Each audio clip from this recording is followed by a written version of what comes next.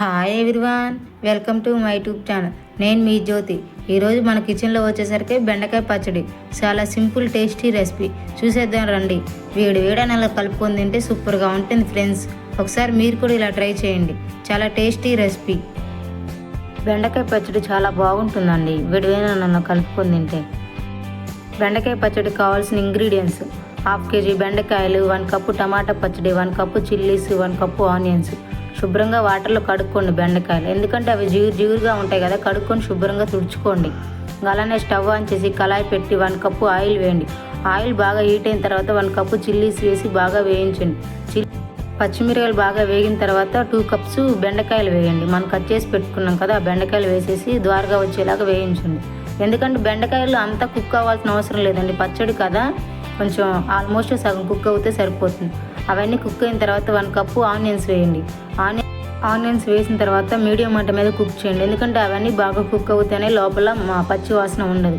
Medium మంట మీద cook చేయండి. అవి ఆల్మోస్ట్ కుక్ అయిన తర్వాత కొంచెం చింతపండు వేసుకోండి. చింతపండు వేస్తే టేస్ట్ చాలా బాగుంటుంది.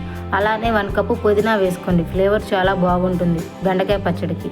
అవన్నీ మీడియం మంట మీద బాగా కుక్ చేయండి. అలా చూడండి, అలా దోరగా వేగితేనే పచ్చి వాసన ఉండదు. అవన్నీ కొంచెం చల్లారిన తర్వాత మిక్సీ పట్టుకోండి. మిక్సీ పట్టుకునేటప్పుడు కొంచెం టమాటా పేస్ట్ పక్కన పెట్టుకున్నాం కదండి, అది వేసేయండి. అలానే గార్లిక్ వేసేయండి. గార్లిక్ వేస్తేనే టేస్ట్ చాలా బాగుంటుంది. దానికి తగినట్టు కొంచెం సాల్ట్ వేసుకోండి. 1 టీ స్పూన్ సాల్ట్ వేస్తే ఫ్లేవర్ చాలా బాగుంటుంది. మిక్సీ పట్టుకోండి, మరీ మెత్తగా కాకుండా కొంచెం గట్టిగానే పట్టుకోండి, ఎందుకంటే బెండకాయ ఫ్లేవర్ మనకు తెలుస్తుంది. చూడండి అట్లా పచ్చడి ఎంత బాగుందో చూడండి, బెండకాయ పచ్చడి. మిక్సీ పట్టిన బెండకాయ పచ్చడి అలా పక్కన పెట్టేసి స్టవ్ ఆన్ చేసి గిన్నె పెట్టేసి కొంచెం ఆయిల్ వేయండి. ఆల్రెడీ మనం ఆయిల్ వేయించాం కాబట్టి బెండకాయలు కొంచెం వేసుకోండి. తాలింపు దినుసులు వేసి రెడ్ చిల్లీస్ వేసి బాగా వేయించండి ద్వారగా వచ్చేలాగా. ఇంకా అవన్నీ వేగిన తర్వాత బెండకాయ పచ్చడిలో వేసేయండి. చూడండి ఎంత బాగుంది బెండకాయ పచ్చడి. వేడి అన్నంలో కలుపుకొని తింటే సూపర్గా ఉంటుంది. బెండకాయ పచ్చడి రెడీ. చూడండి ఎంత బాగుందో, సూపర్గా ఉందండి. వేడి అన్నంలో కలుపుకొని తింటే చాలా బాగుంటుంది. ఇలా ఒకసారి మీరు కూడా ట్రై చేయండి. చాలా simple tasty recipe, simple process అండి. చాలా బాగా కుదురుతుంది కూడా బెండకాయ పచ్చడి. ఇంకా దోశల్లోకి, ఇడ్లీలోకి కూడా చాలా బాగుంటుందండి. చపాతీల్లో కూడా సూపర్గా ఉంటుంది కాంబినేషన్.